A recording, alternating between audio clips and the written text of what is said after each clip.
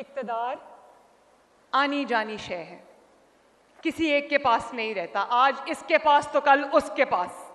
लेकिन इक़्तिदार का इस्तेमाल अल्लाह ताला की और अवाम की अमानत होता है। इसका हिसाब सिर्फ अवाम को नहीं, अल्लाह ताला को भी आपने देना है। और मैं आपको एक चीज़ दिखाना चाहती हूँ और मैं आपको ये बताना चाहती हूँ कि आपने कभी ये काम नहीं करना। मेरे वालिद जब जेल में थे, उनकी आई थिंक 71 ईयर्स या 72 ईयर्स उनकी एज थी, 73 ईयर्स होगी। उनको जेल में रखा, वो बीमार हो गए। उनको मल्टीपल हार्ट अटैक्स हुए हैं, तो वो बीमार हो गए। उनके प्लेटलेट्स ड्रॉप कर गए, उनको दिल की तकलीफ हो गई। उनका इतना मजाक उड़ाया गया, उनकी बीमारी का इतना मजाक उड़ाया गया।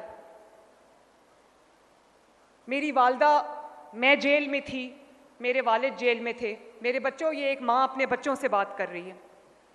मेरे वालिद जेल में थे, मेरी वालदा मैं जेल में थी। तो मेरी वालदा को कैंसर हो गया और मेरी वालदा की बीमारी का इतना मजाक बनाया गया और ये कहा गया कि वो तो बीमार ही नहीं है, ये सब ड्रामा है। और उसके बाद लंदन में उनका इलाज हो रहा था, तो वो आईसीयू में थी, बेहोश पड़ी थी, रेस्पिरेटर पे, वेंटिलेटर पे थी। और ये लोग, ऐसी कोई तालीम दी थी इन्होंने लोगों को कि ये आईसीयू के दरवाजे खोलकर, डॉक्टर्स के यूनिफॉर्म पहनकर, धोखा देकर आईसीयू में दाखिल हो गए, ये देखने के लिए कि ये सच है या झूठ है। और मेरी वालदा की जब वफात हो गई तो मेरे वालिद ने कहा कि यहाँ पर इंसान को अपनी सच्चाई साबित करने के लिए मरना पड़ता है। मैंने जब अपने वालदा की मौत की खबर सुनी तो मैं उस वक्त जेल में थी। मेरे वालिद ने मुझे मेरे सेल में आके बताया कि तुम्हारी माँ जो है वो अल्लाह ताला को प्यारी हो गई है। मैं सिर्फ आपको एक बात वो जरा वीडियो लगाएं जल्दी से।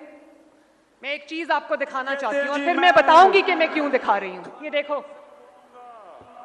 खाना अच्छा नहीं है जेल का, फिर कहते जी एयर कंडीशन लगा दो जेल में, अब टीवी चाहिए जेल में। 80% पाकिस्तानियों के पास तो एयर कंडीशन ही नहीं है। आधी पब्लिक तो खुशी से जेल में जाएगी अगर उनको टीवी भी मिल जाए, खाने भी मिल जाए, एयर कंडीशन भी मिल जाए। सजा तो ना हुई है, वापस जाके मैं ये टीवी शीवी तो जेल से निकालू ना, मैं एयर कंडीशन भी इसको होल्ड करो। 6 घंटे मीटिंग चल रही है। डॉक्टर कहता है कि मैं वापस जाके, आई थिंक अमेरिका में ये स्पीच उसने की थी कि मैं वापस जाके उसका जेल का टीवी भी फिकवाऊंगा निकाल के और उसका एसी भी उतरवाऊंगा। आज अल्लाह ताला के फजल से नवाज शरीफ फिर इक्तदार में है, उसकी बेटी चीफ मिनिस्टर है, उसका भाई प्राइम मिनिस्टर है। लेकिन ध्यान से सुनना मेरी बात, लेकिन आज तक हल्फ उठा के कह रही हूं आपके सामने, अल्लाह ताला को हाजिर नाजिर जान के कह रही हूं, आज तक ना मैंने कभी सोचा, ना नवाज शरीफ ने कभी सोचा, ना शहबाज शरीफ ने कभी सोचा कि इसका एसी उतरवा दूं, उसका खाना बंद कर दूं, उसका टीवी बंद कर दूं। कभी ये ख्याल भी नहीं आया। बल्कि नवाज शरीफ ने एक दिन कहा कि उसका एक एसी है, उसको 2 एसी दे दो, उसको तकलीफ नहीं होनी चाहिए। जिस शख्स ने मुझे जेल में डाला था, मैं पाकिस्तान की पहली खातून थी जो सियासत में नहीं थी, लेकिन उसने मुझे जेल में डाला। नैब में जब मुझे जेल में डाला तो नैब के पास खवातीन को रखने की जगह नहीं थी, क्योंकि मैं पहली खातून थी जो नैब की जेल में झूठे इल्जाम में बंद हुई थी। उनको एक कमरा खाली करा के मुझे उसमें रखना पड़ा, क्योंकि उनके पास खवातीन की जेल नहीं थी। आज उसी मरियम नवाज के पास, अल्लाह ताला का करना देखो, ये अडयाला जेल में, पिंडी में पंजाब हुकूमत के पास है। लेकिन मैंने कभी नहीं कहा कि इसको खाना ना दो, इसको ये ना दो, इसको वो ना दो। अच्छा खाना खाता है तो मरियम नवाज शरीफ को खुशी है, मुझे कोई प्रॉब्लम नहीं है इससे। अब दिखाएं आगे जरा। दिखाएं। ये भी बीमारी होगी, उसको ये भी बीमारी आवाज होगी, ऊंची उसको करो, ये भी प्लीज। बीमारी। अब हम सारे बैठे परेशान सुन रहे हैं कि इतनी बीमारियां एक आदमी को हो सकती हैं। जब वो उसकी सारी बीमारियां बताई तो मैं देख रहा था वो कैबिनेट मीटिंग में शिरीन मजारी, हमारी ह्यूमन राइट्स की जो मिनिस्टर हैं, उसकी एक सेकंड, क्या कह रहे हैं कि नवाज शरीफ की बीमारियां देखो, तो मैंने देखी एक लंबी लिस्ट थी बीमारियों की। मुझे बताओ, किसी की बीमारी का ऐसा कभी मजाक उड़ाना चाहिए?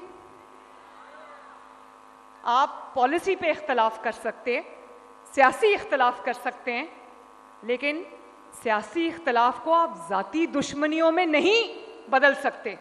आप लोगों को ये नहीं कह सकते कि अगर आपका कोई सियासी मुखालिफ है या उसके पॉलिटिकल व्यूज आपके साथ क्लैश करते हैं तो आप गर्दन से पकड़ के उसको घसीटो, उसकी बीमारी का मजाक बनाओ, उसकी बीवी की बीमारी का मजाक बनाओ, उसकी बेटी को जेल में डालो। ये आप नहीं कर सकते, और ये मेरे बच्चों आपको नहीं करना, ये कभी नहीं करना। आज आप देख लो, वक्त घूम के वापस आता है, लेकिन परसों रात को खाने पे मेरे वालिद मुझे कह रहे थे कि कभी अपने सियासी दुश्मन को भी बद्दुआ ना देना।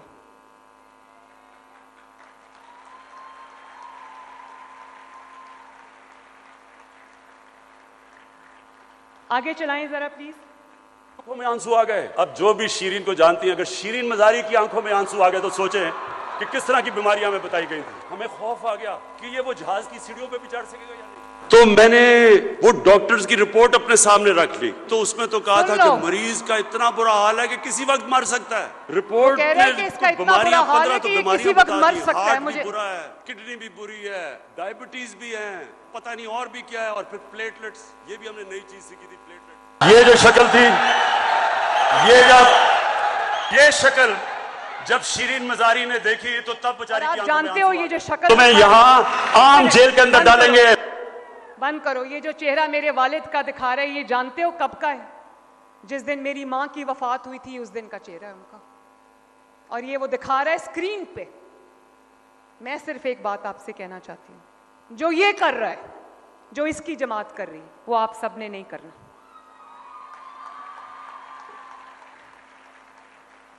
वो आपने नहीं करना। जो बीमार है हम उसके लिए दुआ करते हैं कि अल्लाह ताला उसको शिफा दे, और जिस किस्म की भी सहूलत उसको चाहिए, उसको डॉक्टर्स चाहिए, उसको इलाज चाहिए, वो उसको दिया जा रहा है।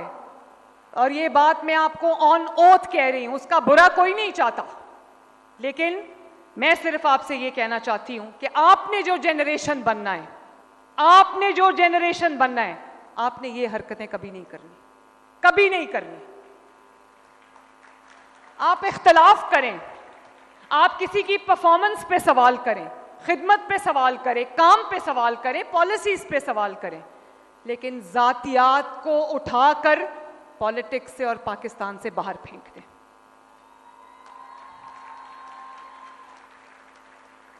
झूठ को, बोतान तराशी को, इल्जाम को उठाकर सियासत से बाहर फेंक दें। इंतशार को, फितने को, घेराव जलाओ को, आग लगाने को उठा के पाकिस्तान से बाहर फेंक दें। मैं उम्मीद करती हूं कि मेरे बच्चे मेरी कही हुई बात को समझेंगे। खैबर पख्तूनख्वा के लोग भी अब सवाल कर रहे हैं, उनको नजर आ रहा है कि पंजाब कहां जा रहा है और हम कहां जा रहे हैं, हम पत्थर के जमाने में जा रहे हैं। ये वक्त अब बदल गया है, और कुरान की एक आयत है मेरे बच्चों कि तुम्हारा रब भूलने वाला नहीं है ना? तो मेरे बच्चों, अल्लाह ताला आप सब का हामी और नासिर हो। अल्लाह ताला आपको खूब तरक्की दे, आप लोग खूब पढ़ो लिखो, आगे बढ़ो, तरक्की करो, अपना और अपने वालिदैन का, अपने मुल्क का नाम रोशन करो। और आज जब आप इस हॉल से बाहर जाना, इस तकरीब से बाहर जाना, तो सर उठा के जाना कि आपका हक आपको मिला है, कोई एहसान नहीं है आपके ऊपर। और ये फैसला करके जाना, और ये फैसला करके जाना कि कम वोट में जो मर्जी हो जाए, अपने वतन के एक एक जर्रे को संभाल के रखना है। अपने वतन में इंतशार नहीं करना, अपने वतन में दंगा फसाद नहीं करना, अपने वतन की इमलाक को, लोगों की इमलाक को, अपने वतन की बसों को, ग्रीन बेल्ट्स को आग नहीं लगानी। अपने वतन की हिफाजत करनी है, अपनी जान पे खेल के अपने वतन पे आंच नहीं आने देनी। वादा? अल्लाह ताला आपका हामी और नासिर हो। मेरे साथ मिलके एक नारा लगाना। मैं 1 2 3 कहती हूं, मेरे साथ मिलके नारा लगाना। Pakistan! Thank you very much. I love you all.